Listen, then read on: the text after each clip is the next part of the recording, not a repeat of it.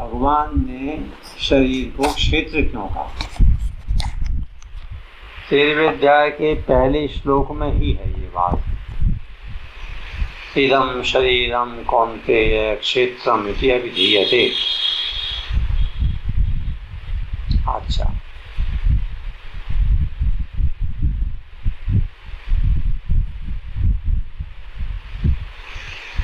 और ये पहली पंक्ति और दूसरी पंक्ति में भगवान कहते हैं कि एतद्यो वेत्ति तं प्राहु क्षेत्रज्ञ इति तद्विद। भगवान ने कहा है, हे कुंती पुत्र अर्जुन, यह रूप से कहे जाने वाले शरीर को क्षेत्र इस नाम से कहते हैं, और एक क्षेत्र को जो जानता है उसको ज्ञानी लोग क्षेत्रज्ञ इस नाम से कहते हैं।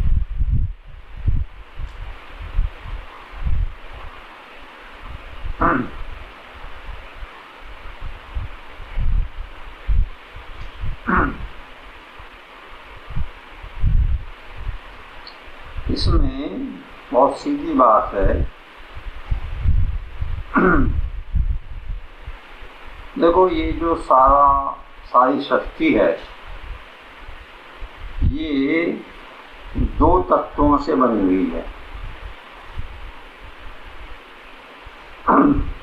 अच्छा,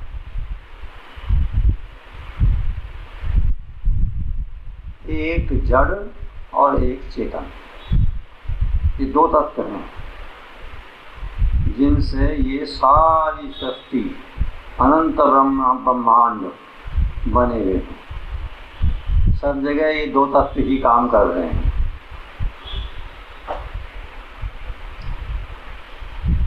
अच्छा,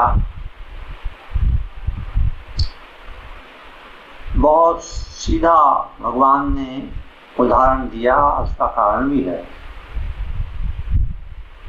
क्षेत्र कहते हैं खेत को,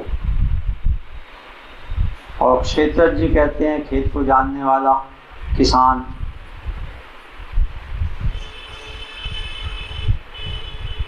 क्षेत्र है जड़, क्षेत्रज्ञ जानने वाला है चेतन। तो जड़ चेतन से बनी हुई सारी सृष्टि सब इसी से बना है।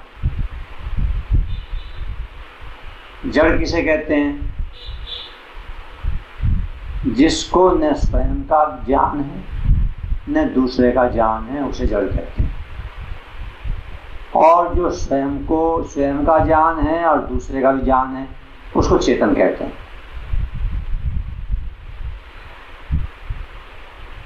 क्षेत्र को, खेत को न अपना ज्ञान है न किसी और का ज्ञान है, और क्षेत्रज्ञ जो किसान है उसे स्वयं के बारे में भी पता है, ज्ञान है, और खेत के बारे में भी मालूम है।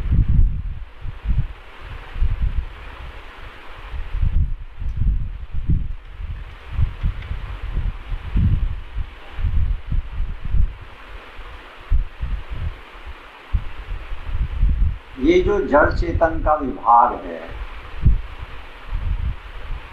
बाद में इसी अध्याय में भगवान ने यहाँ ये कहा है कि जड़ चेतन के विभाग को, क्षेत्रज्ञ को जो जानता है वह, उसका जानना ही ज्ञान, यही ज्ञान है।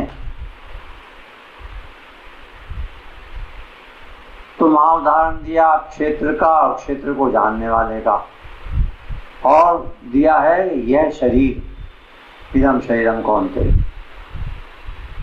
शरीर क्षेत्र कहा, और इसको जानने वाला कौन है? जीवात्मा। अच्छा,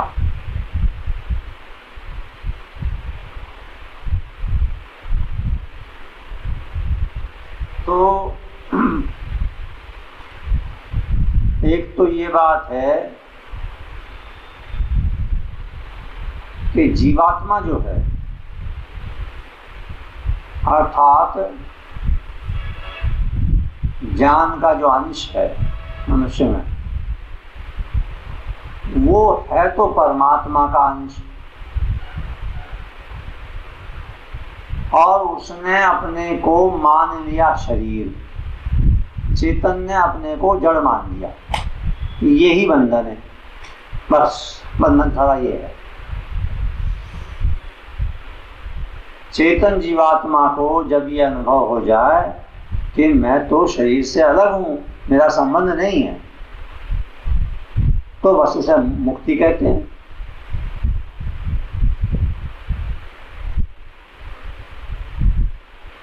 क्षेत्र जो है, खेत, उसमें हर वक्त परिवर्तन होता रहता है।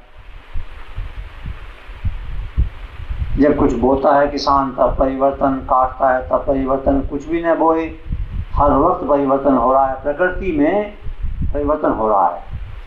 और जो चेतन है अर्थात ज्ञान, उसमें कभी कोई परिवर्तन नहीं होता, वो यूं का त्यों रहता है। परिवर्तनशील शरीर के साथ अपने को एक मान करके, जिसमें कभी परिवर्तन नहीं होता, वो जीव बंधन में पड़ा हुआ है।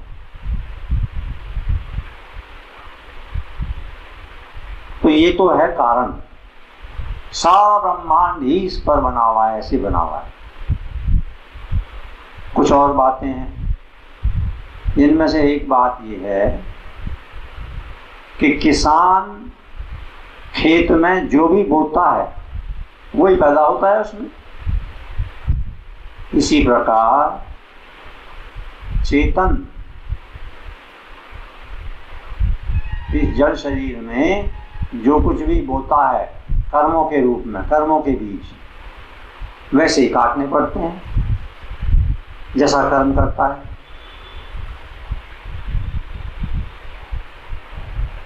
जीवात्मा और परमात्मा में क्या अंतर है तो जीवात्मा परमात्मा का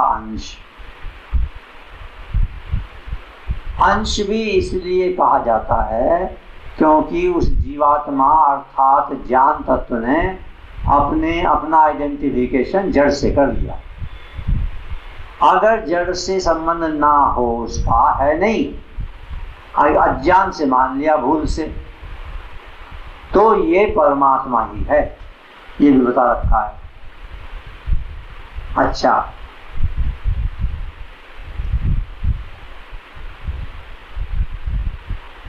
इसी को कहा है प्रकृति और पुरुष। शरीर प्रकृति और जो चेतन तत्व है वो पुरुष। अच्छा,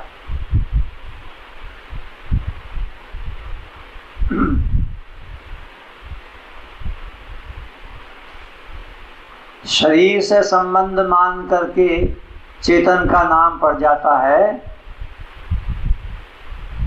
क्षेत्रज्ञ, और शरीर से संबंध ना हो तो यही ब्रह्म, यही परमात्मा। अच्छा, अब एक प्रश्न उठता है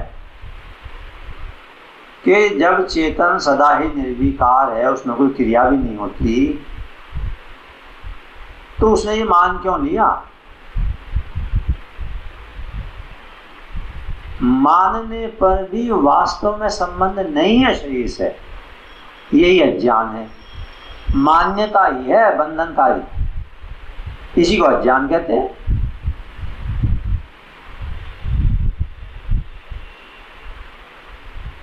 प्रश्न ये उठता है कि परमात्मा जो है वो तो किसी बंधन में है नहीं, उनका अंश है जीवात्मा, तो परमात्मा इसके जीवात्मा के इस अज्ञान को, सीमित पने को समाप्त क्यों नहीं कर देते?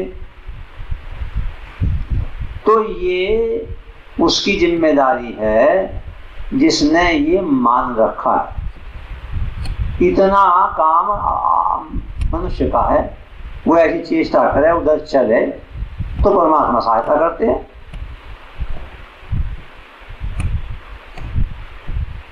और जैसे बीज बोएगा वैसे पैदा हो जाएंगे। जैसे किसान खेत में बीज जो भी बोता है वो पैदावार होती है, ऐसी जो कर्मों के बीज जैसे बोएगा। अच्छा, तो मान्यता ही है नहीं। शरीर, 3 शरीर बताए हैं।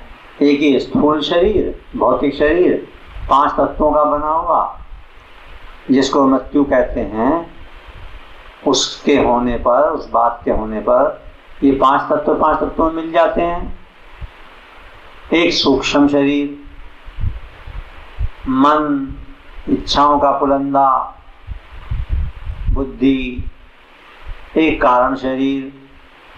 कारण शरीर समझ में जरा मुश्किल से आता है, ज्ञान होने से पहले अविद्या के कारण बतलाया है। अहंकार भी जड़ है, शरीर जड़ है ही, इंद्रियां भी जड़ हैं, मन भी जड़ है, बुद्धि भी जड़ है,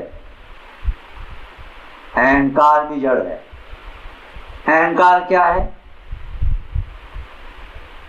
अपने को शरीर मानना अहंकार है। अपने को कुछ भी मानना, अपने को कर्ता मानना, मैंने अच्छा किया, मैंने बुरा किया।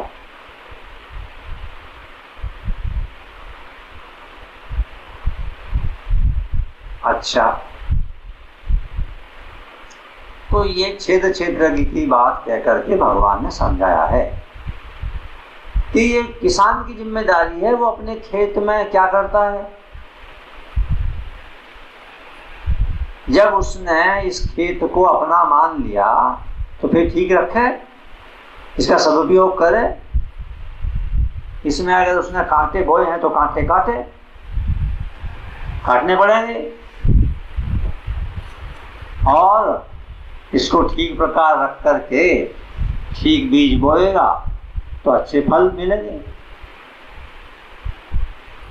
और जिस दिन उसकी ये समझ में आ जाएगा मनुष्य के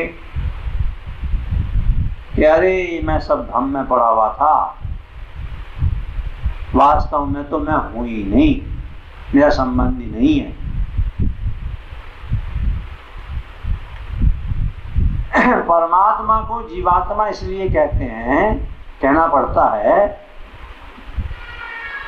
कि जीवात्मा होती है सीमित, परमात्मा है असीम। है तो असीम का अंश, और मान लिया अपने को सीमित।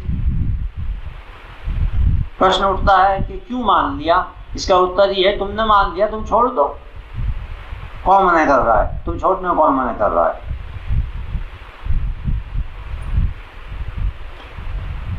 तो ये सब कई कारणों से ये सब भगवान ने समझा। बहुत अच्छा स्वामी जी महाराज ने साधक संजीवनी में बहुत सुंदर समझाया हुआ है, बहुत ढंग से। तो थोड़ा मैंने बतला दिया उनके प्रश्न का उत्तर। और बस जहां ये मान्यता समाप्त हुई कि मैं सीमित नहीं, वही असीम, उसका अंश हूं, बंधन समाप्त हुआ। होता तो अंत में है उनकी कृपा से, असीम की कृपा से, पर सीमित को जब कुछ ज्ञान का अंश दिया है तो वो अपना हिस्सा तो करे किसी रूप में। हाँ बोलो।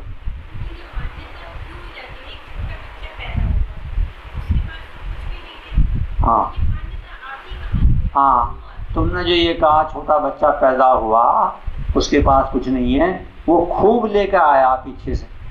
ये जीवात्मा जो है जब पैदा, हाँ सूक्ष्म शरीर में सब लाया है, बवाल पाप पुण्य खूब लाया है, वही उसे प्रारब्ध कहते हैं। ऐसा नहीं है कि छोटा बच्चा पैदा हुआ उसके पास कुछ नहीं है। हाँ तो पुराने ही जन्म के तो लाता है। हाँ पूरा याद है, अंदर खजाना लिए बैठे हो सब। हाँ पूरा, और वो संस्कारों के रूप में प्रकट होता रहता है। याद इस रूप में नहीं है याद इस रूप में नहीं है कि पिछले जन्म में मैं बंगाल में पैदा हुई थी, या मेरे पिताजी का नाम कनकदेव था, आदि आदि, या माँ ये थी। ये वो घटनाक्रम, वो परिस्थिति, वो स्थान याद नहीं है, लेकिन उनका इसेंस क्या है? एक जन्म में काम में ज्यादा पड़े, काम वासना में, तो उसके बीज साथ में आए। क्रोध में ज्यादा पड़े, उसके आए। राग द्वेष आए साथ में, ये साथ में चलते हैं टोटली। इसी की वजह से भटकन है। शुरू कभी नहीं हुआ, ये और भ्रम मिटा लो। ये सब छिपी हुई हैं अंदर, सब अंदर छिपी हुई हैं। बीज में वृक्ष छिपा हुआ है, बीज से तो निकलता है, सब छिपी हुई है। और मनुष्य शरीर मिलने के बाद ही एकमात्र ये अवसर प्राप्त होता है जीव को। वही जीव कभी कछुआ बना, कभी बंदर बना, कभी और बंदरिया बनी, कभी चूहा बना है, कभी सेठ बन गया, कभी राजा बन गया, कभी रानी बन गई। राजा रानी बने, ठीक कर्तव्य नहीं किए, ठीक कर्म नहीं किए, एक जन्म में राजा रानी प्राइम मिनिस्टर बन गए, अगले जन्म में फिर छाती कूटी कहीं दुर्गति होकर के उनका परिणाम भुगतेंगे। समझे ना? अच्छा, तो इस प्रकार से ही चलता है। बोलो। हाँ, आपने कहा कि जड़ अच्छा वो है जिसको अपना भी ज्ञान, हाँ, बुद्धि से मन, इंद्रिय, विषयों का ज्ञान होता है। हाँ, को तो हाँ, सुनो, बड़ा अच्छा प्रश्न है। मैंने कहा कि जड़ वो है, मैंने कहा कि जैसे ना अपना ज्ञान ना औरों का ज्ञान। ये कहते हैं कि बुद्धि से इंद्रियों का, मन का, शरीर का ज्ञान होता है, तो चेतन हुई बुद्धि। सो आप समझ लो, यही रहस्य है, एक बड़ा महत्वपूर्ण। इसका उदाहरण बहुत अच्छा वही है जो दिया है महापुरुषों ने कि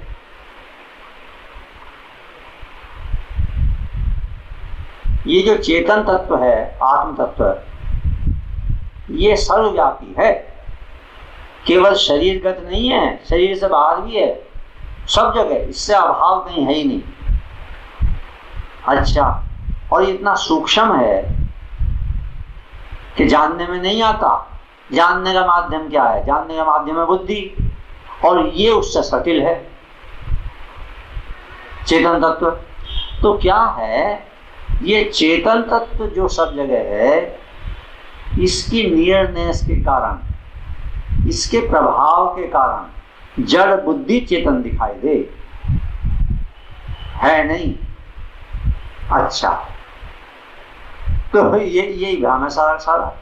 इसलिए बुद्धि का निर्मल करना, शुद्धि करना महत्वपूर्ण बात है। तो वास्तव में उत्पत्ति चेतन तो ये भी दिखाई दे, हाथ मेरा यूं कर दिया, वो कर दिया, इस तरह से। लेकिन ठीक है, जब शरीर छूटा, जिसको मृत्यु कहते हैं, वो तो यहीं रह गया। ये बुद्धि का क्या होता है? बुद्धि, इंद्रियां, मन, ये कहाँ? ये सूक्ष्म शरीर दूसरी यात्रा पे, दूसरी जगह। अब जन्म ढूंढने को, जन्म कब तक होता रहता है? जब तक कोई भी कामना शेष है। कोई भी कामना जब तक शेष है, तब तक जन्म होता है। जब कभी किसी जन्म में ऐसी बात बन जाए कि शरीर जिंदा रहते हुए कामना ना रहे, फिर नहीं होगा जन्म। भगवान कामना रहित हैं, तो शरीर जिंदा है, फिर क्या होगा कि मौत नहीं होगी? शरीर की तो होगी, हो ही रही है हर समय, श्वास समाप्त हो रहे हैं। लेकिन ऐसा व्यक्ति अपनी मौत को भी देखता है, अर्थात श्वास समाप्त होते हुए। तो वो तो अब भी हो रहे हैं। कुछ बातें धीरे धीरे समझ में आती हैं, जिनमें से एक ये है कि फला आदमी मर गया। ठीक है, मर गया भाई, जो भी है, जैसा भी ज्ञान है, मर गया क्या? सब मर रहे हैं हर समय। सब पैदा, मृत्यु का प्रोसेस पैदा होते शुरू हो जाओ। इसलिए स्वामी महाराज यूँ कहते हैं कि ये जो बर्थडे मनाने हैं ये है मूर्खता। कि कौन सी बर्थडे है? कि मेरी 50वीं बर्थडे है। अरे काहे की बर्थडे है? 50 साल तेरी मौत हो चुकी और अब थोड़े से बचे हैं, उनकी भी हो रही है। तो वो तो यूँ क्या मृत्यु दिवस है तेरा, आज का दिन भी मर गया, मर ही रहा है। तो ये जो उस चेतन के प्रभाव से ही, उसके कारण ही ये जड़ता में चेतनता दिखती है। हाँ, जड़ता में के साथ फिर उस चेतन का अनुभव बता तो रखा है, खूब पढ़ते हो साधक संजीवनी आदि और दूसरे महापुरुषों ने भी। अनुभव यही है कि जड़ता से संबंध अपना समाप्त करो बुद्धि के द्वारा। हर वक्त कमाई में मत पड़े रहो, चेतन तत्व परमात्मा जो है उसका ध्यान करो। नहीं तो कमाई में पड़े पड़े जैसे आए और सभी बदतर हो सकता है, जा सकते हो यहाँ से, विदा तो होना पड़ेगा, उसका तो कोई उपाय नहीं। तो जड़ता से संबंध विच्छेद। संबंध चेतन का है नहीं, पर मान रखा है कि फिर मैंने क्यों मान लिया? अपने से पूछो, क्यों मान लिया? उस मान्यता को अगर समझ में आए गलत है तो छोड़ दो, व्यवहारिक रूप में चलो, प्रैक्टिकल जीवन में लाओ। हर क्षेत्र में धीरे धीरे वो संबंध समाप्त हो जाएगा। जिसको ज्ञान कहते हैं, समझ आ जाएगा, अरे मैं तो ये चेतन हूँ। दोनों का अलग अलग ज्ञान होना ही वह ज्ञान है। बोल ठीक है ना? ये ऐसा ही मामला होता है। बुद्धि चेतन दिखती है ना। मैंने कई बार बताया, जैसे विवेक बुद्धि के माध्यम से है, बुद्धि की उपज नहीं है।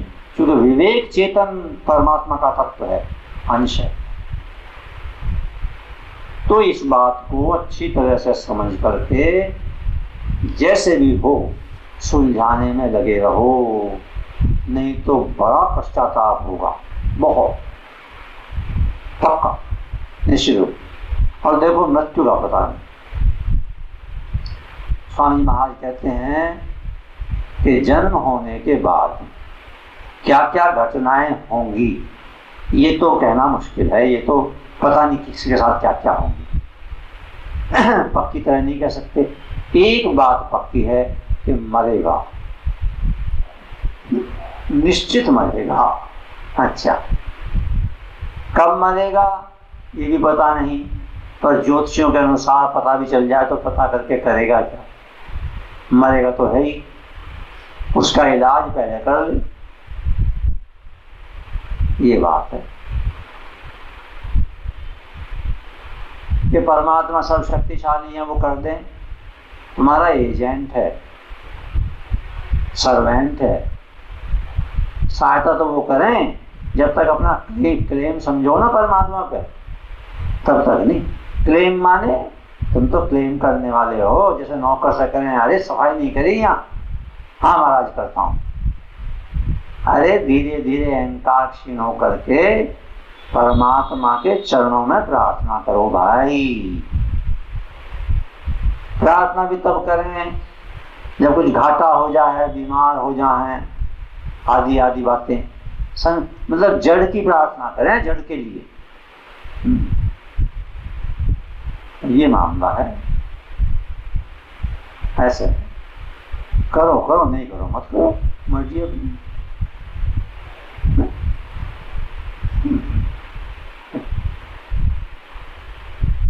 फंदा ऐसा फंसा हुआ है कि निकालो तो निकालो, नहीं निकालो मत निकालो।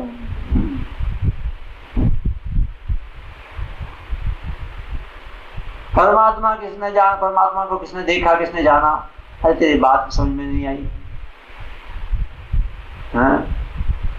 परमात्मा को एक सीमित बात मान रखी है, और देखा जानना, देखने वाला सीमित है, वो असीम है। कैसे कर लेगा जान लेगा? ठीक है, परमात्मा जानने में नहीं आएंगे कभी भी।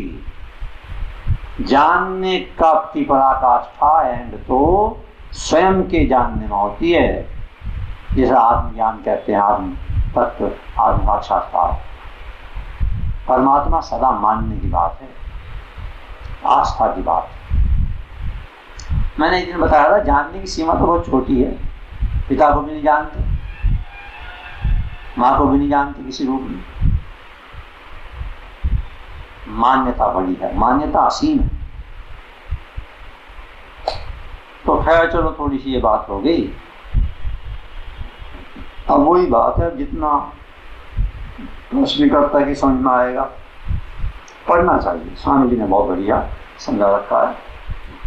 और पढ़ करके पढ़ना भी कोर्स बुक की तरह से नहीं कि कुछ याद करना है परीक्षा देनी, गहराई में जा करके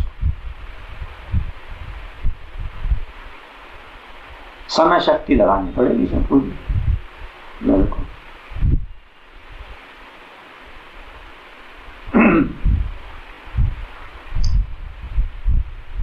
कोई समझा दे, पूरा तो समझ में आएगा नहीं, क्योंकि समझ में वही आएगा जिस लायक हमारी समझ है। ब्रह्मा जी का दा क्या करोगे? ब्रह्मा जी ने तो कह दिया दे, तीनों को देवता, दानव, मानव।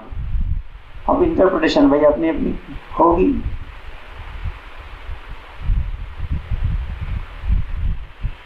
तो ऐसी कुछ बात है, जितना मुझे भगवान ने प्रेरणा दी बताने की।